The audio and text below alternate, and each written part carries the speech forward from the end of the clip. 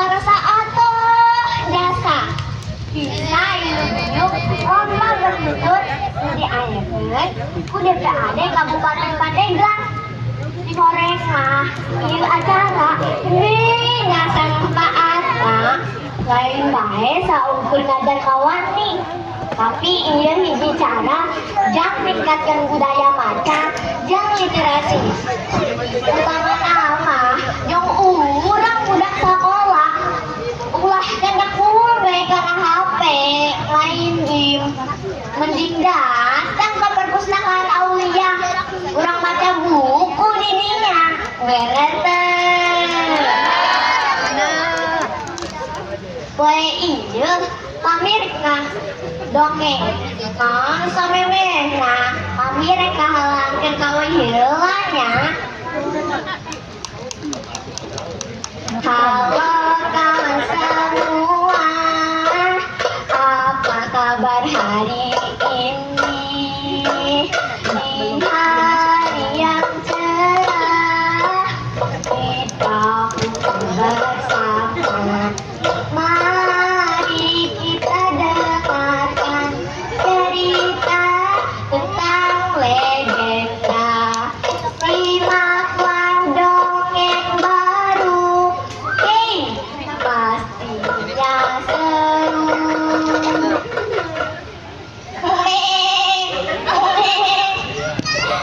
Teman-teman, tadi suara apa ya? Kebo. Kebo. Benar. Tadi itu suara kambing. Sebentar, saya ambil kambingnya dulu ke sini ya.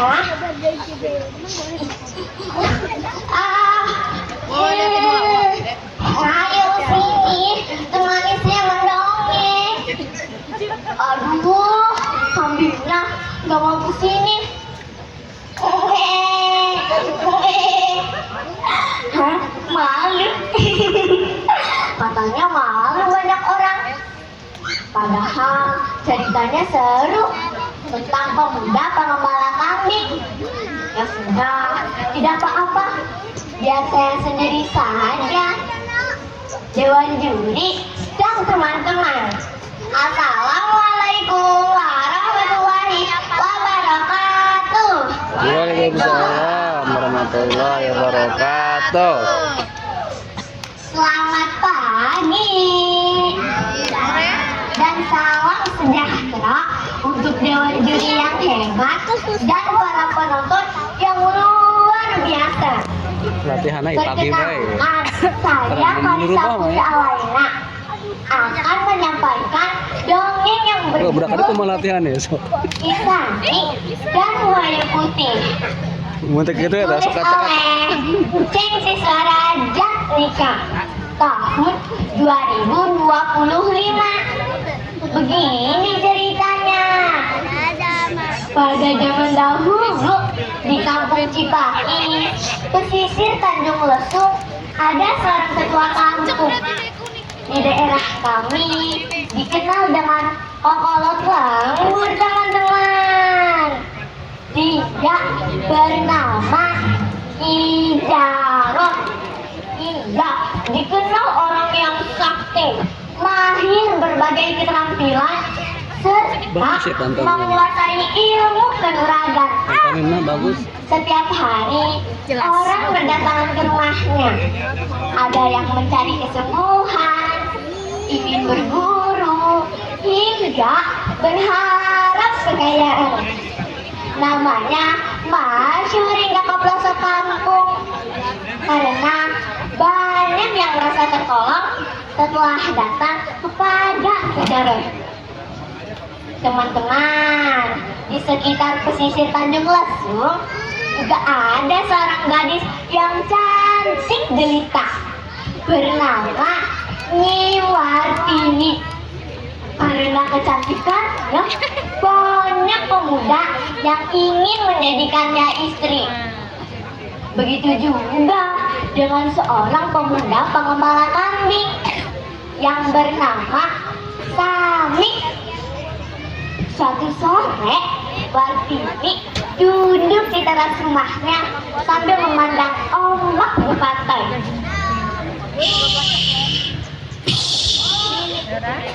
Tiba-tiba bapaknya duduk di hadapannya.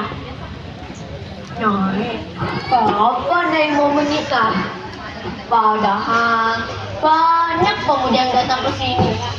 Apa sudah tidak sabar ingin menggendong cucu? Ada yang cocok, Mbah, dengan keinginan saya. Lelaki seperti apa yang kamu inginkan? Saya ingin punya suami yang hebat, sakti, dan kuat supaya bisa menjaga saya, Mbah. Wah, bagaimana kalau Abah buatkan sayembara kecil-kecilan? Wartini mengutarakan kepada bapaknya perihal syarat yang diminta sebagai mas kawinnya. Keesokan harinya diumumkanlah sayembara tersebut kepada seluruh pemuda kampung. Kumpul, kumpul. Siapapun di antara kalian yang bisa membuat perahu besar dan sumur tawar di tepi pantai yang airnya tidak pernah surut dalam 2 hari 2 malam, dialah yang akan menjadi suami Wartini. Wah, wah, wah, berat sekali syaratnya. Saya harus bisa memenuhi syarat yang diminta oleh Wartini. Ya, Ki Jarum, saya harus menemui Ki Jarum. Setelah mendengar sayembara itu, kami bergegas pulang dan menuntun kambing gembalaannya.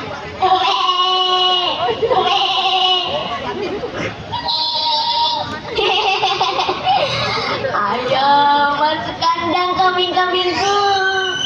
Tuanmu ini akan segera menemui bidan hati. Dengan tergesa-gesa kami menuju rumah Ki Jarum. Sampurasun, Ki Jarum membuka pintu rumahnya.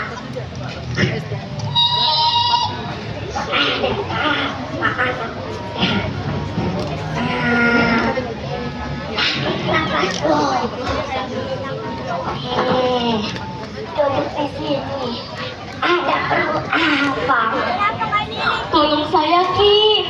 Saya mohon beri saya kesaktian agar tidak ada yang bisa mengalahkan saya dan saya bisa memenuhi syarat yang diminta oleh seorang gadis, Ki. Potong kanan ya. Hanya saya mengangkat permintaan. Sangat cukup banget. Apa syaratnya? Cepat katakan, Ki. Kamu harus bertapa di atas bukit batu hidang selama 3 bulan. Tidak boleh makan dan minum. Seorang hati-hati, nah, ya. Jangan tergoda oleh apapun. Itu banyak banget, Kamu menyelesaikan, kamu akan bertemu dengan seseorang yang akan memberimu petunjuk. Baiklah, Ki, saya sanggup. Tunggu sebentar. Baik, kalau kamu sanggup. Alah, kali ini jika kamu memerlukan bantuan, segerakan saja kepada ini. Untuk melindungimu dari mara bahaya, taburkan saja. Jika kamu cedera, tusukkan saja ke bagian cedera.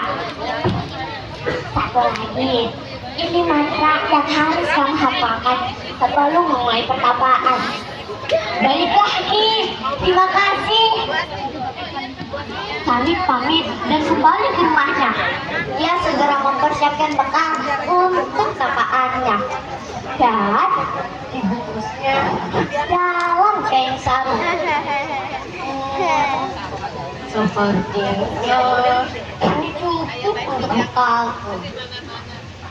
Dengan tekad bulat, tapi berangkat dari rumahnya dan mampir sebentar ke rumah Daus teman dekatnya untuk menitipkan kambing peliharaannya. Samik meneruskan perjalanannya untuk 1 hari untuk sampai di Bukit Batu Hidup. Di tengah perjalanan, Samik merasa lelah dan lapar. Waduh, banyak dukung itu diisi. Tiba-tiba ular yang sangat besar muncul di hadapan Samik, seolah hendak mematuk. Seketika Samik ingat pesan idaman. 10 nya, tapi sandi eta. Sandi kebar. Ternyata teman-teman, ular itu pergi jauh dan menghilang setelah dikabul garang oleh Samik. Untuk Kemudian Samik duduk di bawah pohon pinang. Kemudian ibukannya makan. Samik terlihat lahap sekali. Maklum teman-teman, Samik sudah berjalan cukup jauh. Kemudian Samik meneruskan perjalanannya lagi.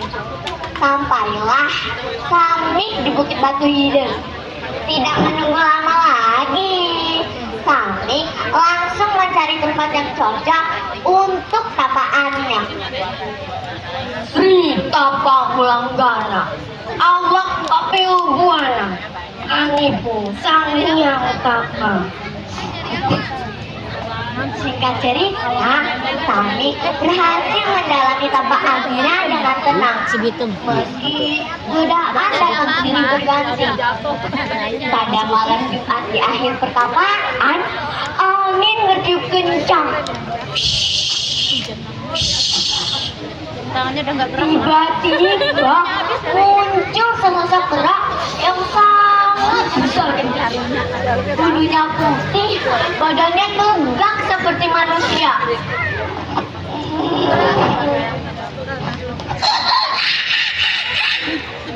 Sekarang kamu telah menjadi orang sakti. Untuk membuktikannya, cukup ucapkan keinginanmu dalam hati, pasti terwujud. Tapi ingat, ada pertama dan syaratnya. 10 itu. Nanti tanpa pakaian, Tadi awal jangan salah. pembukaan. Ingat, setiap hari Jumat datanglah ke tempat ini membawa sesajen untukku. Jika dilanggar, bahaya besar akan menimpamu.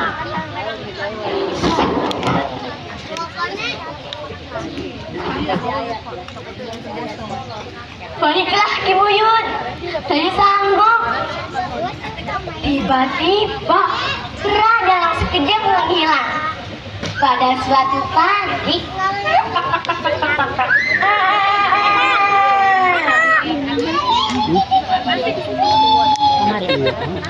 Samik terbangun dari tidurnya dan melihat tumpukan buah-buahan di hadapannya. Entah dari mana asalnya, tanpa ragu ia memakannya dengan lahap. Teringat saran sayembara dari Bapak Niwati, Samik bergegas pulang dan menyatakan kesanggupannya. Di hari itu juga, Samik pergi ke pinggir kampung Godul. Dan dengan bantuan kera-kera gaib, ia menggunakan kesaktiannya untuk membuat perahu besar yang bisa menampung seluruh penduduk kampung. Hanya dalam semalam, teman-teman. Keesokan harinya, Samik kembali ke kampung Citakis yang sedang dilanda kemarau. Di hadapan semua warga, ia menancapkan tapak kayu pemberian isyarat dan mengucapkan keinginan dalam hati. Air pun menyebar dari tongkat kayu itu. Alhamdulillah, akhirnya kami tidak kesulitan air lagi. Air ini rasanya tawar. Mulai sekarang kami bodoh, Kisami. Saudara-saudaraku, saya Sami telah memenuhi syarat yang diminta oleh Wartini. Silahkan kalian gunakan air itu, dan perahu besar yang saya buat di kampung Bodur akan saya pindahkan ke kampung Cipakis. Singkat cerita, Kisami dan Nyi Wartini menikah. Waktu terus berputar. Tidak terasa, hampir 1 tahun, Kisami dan istrinya membina rumah tangga. Pada suatu siang di hari Jumat, Kami tertidur lelap berselimut kain sarung. Teman-teman, Kisami tidurnya ngarep. tiba-tiba Dengar suara gemuruh ombak.